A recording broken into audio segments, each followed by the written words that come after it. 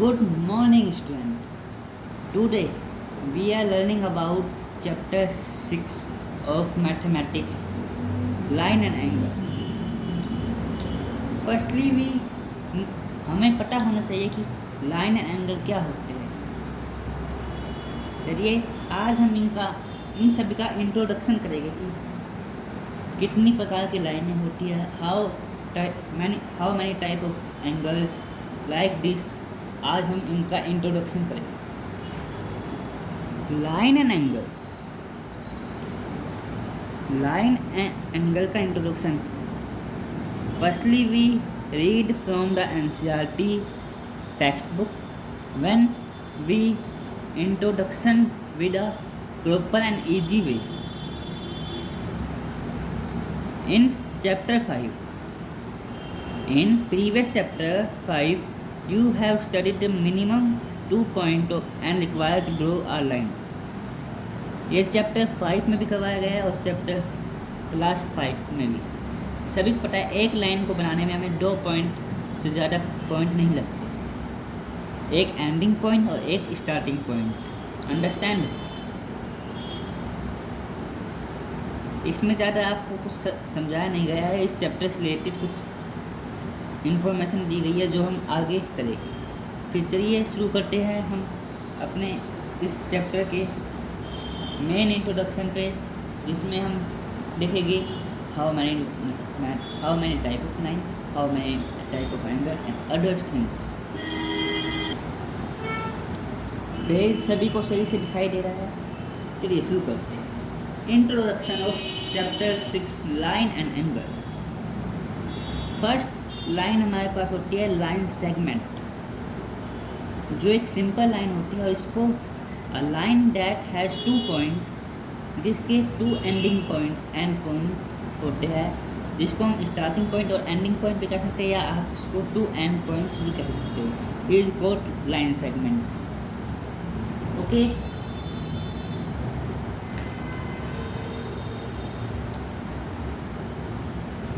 And what is ray? A line that one end point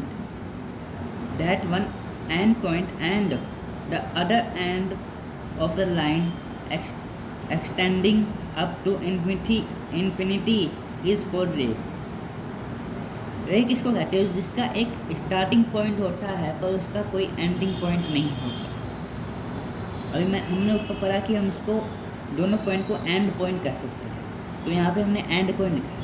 पर simple way के लिए हम ये कह सकते हैं a line which have starting point but does not have ending point, उसको हम रे कहते हैं.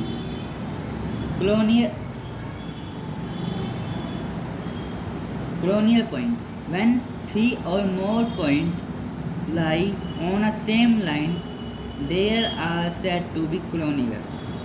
जब एक लाइन पे 3 या 3 से ज़्यादा लाइन होती है उसके हम colonial कहते हैं. Like this.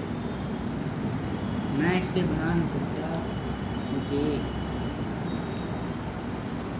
इसके लाइक दिस. यहाँ पे हमारे पास 2 पॉइंट है, ये 3rd पॉइंट हो गया, ये 4th point. This is colonial. इसको हम colonial कहेंगे. Next, non-colonial point. When 3 or more points do not lie on a same line, they are non-colonial. उसका उल्टा 3 या 3 से ज़्यादा लाइन यदि किसी एक लाइन पर नहीं है, उनकी पॉइंट किसी एक लाइन पर नहीं है, तो उसे हम नॉन कॉलोनियल कहेंगे. सिंपल. ओके.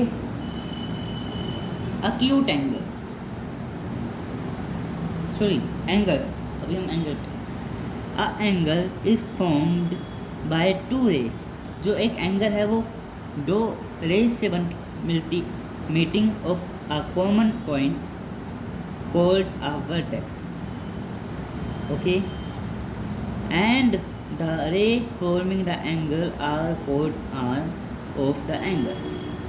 जो एंगल है वो 2 रेज से मिलकर बनता है, जिनका कॉमन पॉइंट एक होता है, जिसको हम कहते हैं वर्टेक्स. एंड रे फॉर्मिंग द एंगल आर.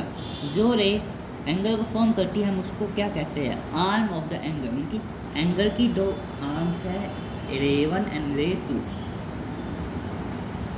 आगे जाके एंगल किसके पार्ट होते हैं उसको भी हम करेंगे। अभी मैं एक एंगल दिखा रहा हूँ और उसको हम इसके अकॉर्डिंग समझेंगे वर्टेक्स किस पॉइंट को कहते हैं और दो रेस से कैसे बनता है angle. Like this we have two rays, first, second, and this point and this point is called vertex, and those lines, those rays are called arm of the angle. Sorry, मैंने गलती से कहीं और समझा दिया और आपकी स्क्रीन पर वो क्वेश्चन नहीं आ गया। I repeat this question. This point is called vertex, and those rays are called arm of the angle. We read previous page. An angle is formed by two rays. कब दो race मिलती है और उनका common point एक ही होता है जिसको हम वर्टेक्स कहते हैं, जो ये है उसे हम कहते हैं एंगल। और जो रे मिलती है एक एंगल बनाने के लिए, उन रेस को हम कहते हैं arm of the angle. Okay, this is clear of all. Okay, अब हम चलते हैं अपने नेक्स्ट टॉपिक पे।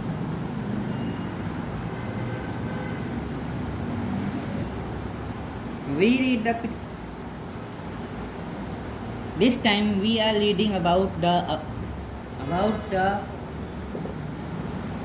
this time we are reading about the type of angle, कि कितने टाइप के होते हैं एंगल। फर्स्ट,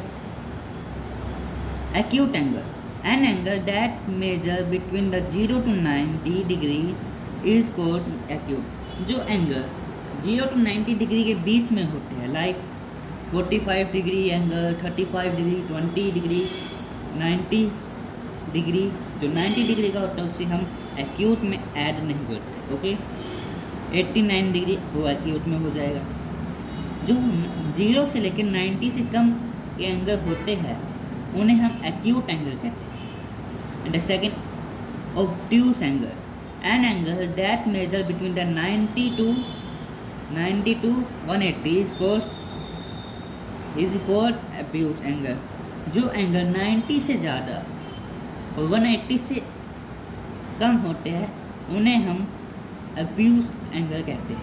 ओके, अब हमारे दो complete, I repeat this those angles, acute angle, an angle that measure between the 0 degree to 90 degree is called acute angle. Obtuse angle, an angle that measure between 90 degree to 180 degree is called obtuse angle. And this, please see the top of the page, right angle, an angle that is equal to 90 degree is called right angle triangle। जो angle correct 90 degree का होता है उसे हम right angle triangle भी कहते हैं, sorry right angle कहते हैं। आपने राइट एंगल ट्रायंगल भी सुना होगा, जो एक पॉइंट पे 90 डिग्री का बनता है, उस लाइन को हम परपेंडिकुलर कहते हैं। जो बेस और एक उसके जो अपोजिट साइड होती है उसको हम कहते हैं हाइपरन्यूज। पर यहाँ पे हम ट्रायंगल की बात नहीं कर रहे, यहाँ पे हम कर रहे हैं एंगल की बात। So right angle triangle, an angle that is equal to 90 degree is called right angle triangle. Okay, reflexive angle, a angle greater than 180। जो एंगल 180 से ज़्यादा होता है एंड बट लेस देन 360, पर 360 से कम होता है, इज कॉल्ड रिफ्लेक्सिव। उसे हम रिफ्लेक्सिव एंगल कहते हैं। ओके, एक्यूट एंगल में पड़ा जो अब ये एंगल 90 डिग्री तो इसे कहते हैं जो स्ट्रेट लाइन होती है, बट यहाँ पे स्ट्रेट नहीं है, ये 90 से कम है। That means this is acute angle, this is right angle triangle, this is obtuse. यहाँ पे ऐसा आएगा, बच्चे ने अच्छे से नहीं लिखा।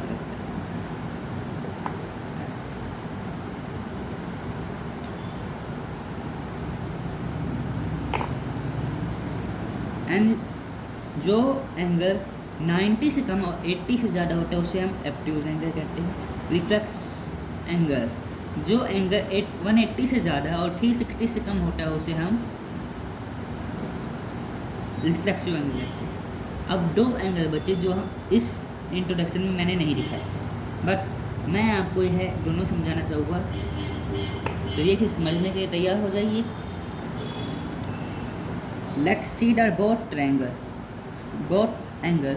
आप इनको देख के समझ रहे होंगे कि ये किस चीज़ को इंडिकेट करे। स्ट्रेट एंगल, वो एंगल जो एग्जैक्ट 180 डिग्री का होता है उसे हम स्ट्रेट एंगल कहते हैं। And second is complete angle, जो एंगल कंप्लीट हो जा रहा है कि हमारे पास 360 डिग्री से ऊपर कोई एंगल नहीं है। This is the last of the angle. And आप लोगों ने देखा होगा फर्स्ट 0, 1, 10, 20, 40, 30, 80, ये 90,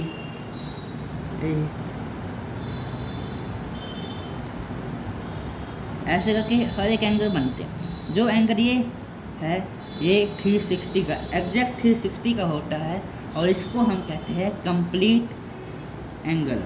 ओके, ये दोनों एंगल आपको इंट्रोडक्शन में नहीं करवाए गए।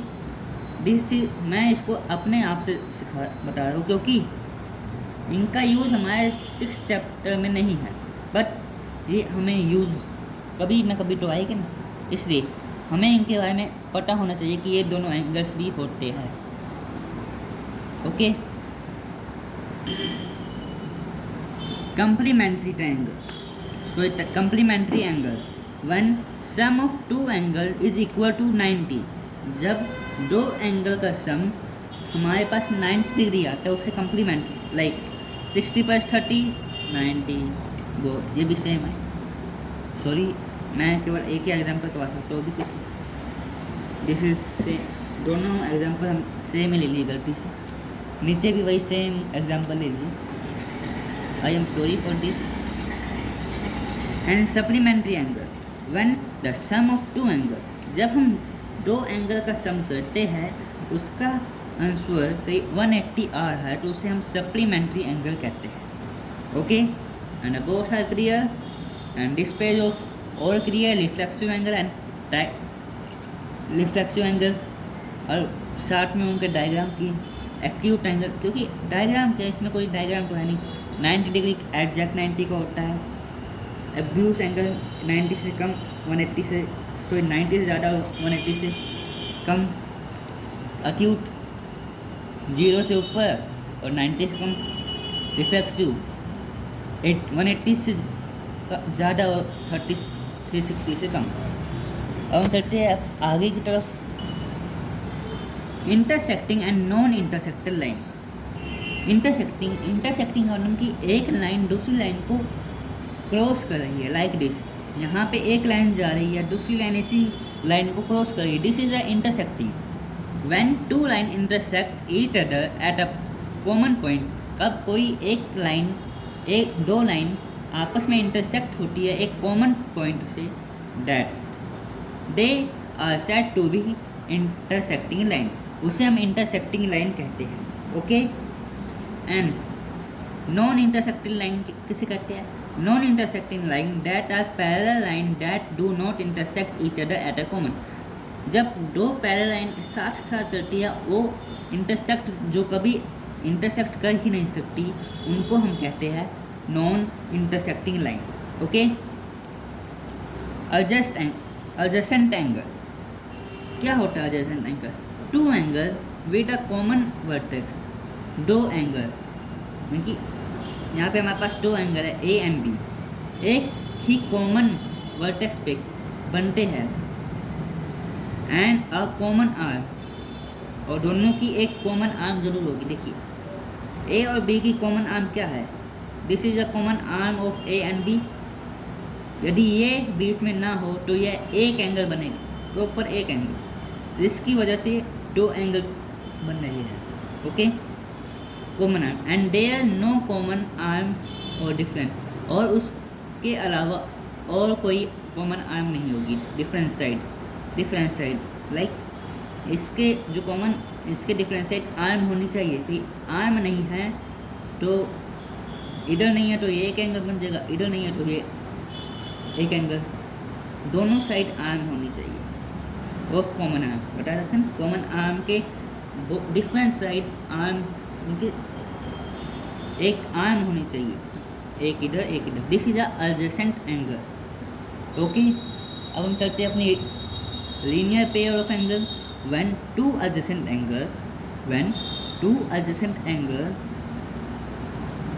Are supplementary, example they form a straight line add up to 180, they had called linear pair. जब कोई एडजेसेंट एंगल एक सप्लीमेंट्री एंगल में होता है, यदि एक स्ट्रेट लाइन पे हम एक एंगल बनाए, एक रे को बनाए, वहाँ से हमारे पास दो एंगल बनेंगे, first and second. Okay, first and second and add, कब हम उसको ऐड करते हैं तो हमारे पास 180 आंसर आता है। That this is a linear pair. Okay, and अब हम अपने नेक्स्ट क्वेश्चन की तरफ बढ़ते हैं, उनकी नेक्स्ट इंट्रोडक्टिव पार्ट की तरफ। And this is the last page of introduction. इसके बाद हम कल की वीडियो हम एक्सरसाइज 6.1 को कंप्लीट करेंगे। Okay, vertically opposite angle. When two line are intersect at a point they form equal angles that are vertically opposite to each other. When कब दो लाइन आपस में इंटरसेक्ट करती है एक पॉइंट से, फ्रॉम इक्वल एंगल, एक इक्वल एंगल बनाती है, दे form equal angle that vertically opposite angle. उसको हम वर्टिकली मतलब कि एज ए के वर्टिकली अपोजिट क्या है, डी है, सी के वर्टिकली अपोजिट ए है। तो यदि if this is 60 degree, then it is equal to angle B. This is also 60 degree. This is 70 degree and this is also 70 degree. Understand? ना कम ना ज़्यादा, इक्वल वर्टिकली अपोजिट एंगल बिल्कुल equal होते हैं opposite. And theorem vertically opposite angle, theorem क्या होता है? If two angles intersect each other, the vertically opposite angles are equal. यदि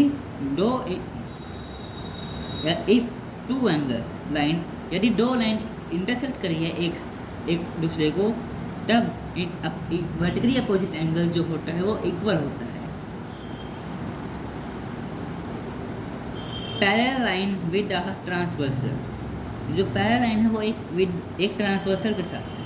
अ line that intersect two or more, जो एक लाइन है वो दो या दो से ज़्यादा लाइन को इंटरसेक्ट करती है, इसको ट्रांसवर्सल, उसको हम क्या कहते हैं, ट्रांसवर्सल। लाइक दिस, एंगल 1 इसको टू एंगल 5, एंगल 2 इसको टू एंगल 6, एंगल 3 इसको टू एंगल 7, एंगल 4 इसको to angle 8। This is a corresponding का मतलब है एक एंगल को छोड़ के दूसरा एंगल आपस में इक्वल होते हैं। लाइक दिस, हमने 4 लिया, बीच में 5 को छोड़ दिया, 8 लिया, तो 4 एंड 8 आपस में इक्वल हो गए। इधर if this is 60 degree, then this is also 60 degree. Okay, 3 angle 5 equal to okay, 3 और 5 इक्वल होएगी, 4 और 6 इक्वल होएगी। इसको हम कहते हैं अल्टरनेट इंटीरियर एंगल, जो क्रॉस बना रहे हैं अंदर ही अंदर। And next, first and 7 equal होएगी, एंड एंगल 2 एंड एंगल 8 वह ऑल्सो इक्वल। इसको हम कहेंगे अल्टरनेट इंटीरियर एंगल। एक कॉमन सेंस भी है, देखिए ये 60 है, ये भी 60 बनेगा, इक्वल है। यस, अल्टरनेट इंटीरियर एंगल से भी आप इसको निकाल सकते हो, वर्टिकली अपोजिट से भी, और साथ ही साथ कोरस्पॉन्डिंग एंगल से भी आप किसी भी एंगल को निकाल सकते हो। यदि आपने इसको निकाल दिया, इसको निकालना कोई बड़ी बात नहीं, इसको निकालने के लिए आप किस चीज़ का यूज करोगे, लीनियर पेयर का। देखिए ये स्ट्रेट एंगल है, इसके ऊपर एक रे है और यहाँ पे दो एंगल फॉर्म हो रहे हैं, तो ऐड अप करेंगे तो क्या बनेगा, 180 आना चाहिए। तो इसको हम x मान लेंगे, 60 प्लस एक्स इसको टू 180, 180 माइनस 60 इसको टू एंगल 7 इसको टू 120 डिग्री। देखिए इसकी ये भी आ गया कि ये 120 डिग्री हो। You are sure you are understanding my concept. चलिए आगे चलते हैं। Interior angle on a same side of a transversal are refer to the consecutive interior angle, allied angle and co interior angle. यदि कोई line parallel है ना, उनके बीच का जो आमने सामने के जो एंगल हो गए उनको प्लस करके हमारे पास 180 आएगा। यदि 180 नहीं आ रहा है तो वह लाइन किसी भी हालत में पैरेलल लाइन नहीं हो सकती, वो आगे जाके मीट जरूर करेगी, इंटरसेक्ट जरूर करेगी। हाउ, पर वो करेगी जरूर, कि वो कहाँ जाके करेगी वी डोंट नो। राइट, इस मैंने ये बना दिया। अब इसके बीच का एंगल कहीं हमने इसको 60 दे दिया, इसको 60 120 180 के इक्वल नहीं हुआ ना, तो ये इंटरसेक्ट करेगी जरूर। एंड द कोरेस्पॉन्डिंग एंगल, ये हमने किया ये। If the transversal intersect two parallel line then each pair of corresponding angle are equal. Okay, and today's video complete. हमने आज क्या क्या किया वो मैं आज वापस रिपीट कर रहा हूँ। आज हमने किया है इंट्रोडक्शन ऑफ चैप्टर 6। क्या क्या किया है, लाइन सेगमेंट, रे, एंगल, कितने टाइप के एंगल होते हैं, acute, right angle, obtuse, reflexive, straight, complete angle, linear pair, adjacent angle,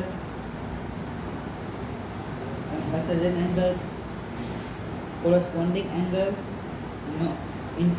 alternate interior, alternate external, vertical या अपोजिट एंगल, और भी हमने किए हैं non intersect and intersect line. बस इतनी ही है। और आगे नेक्स्ट वीडियो में हम एक्सरसाइज 6.1 करेंगे, जिसकी मैं एक छोटी सी रिजल्ट दिखाना चाहता हूँ। Please see that this is a very very easy. आप इसको कर सकते हो, आप इसकी स्क्रीनशॉट ले लें, मैं दिखा रहा हूँ कुछ समय में। This is exercise 6.1।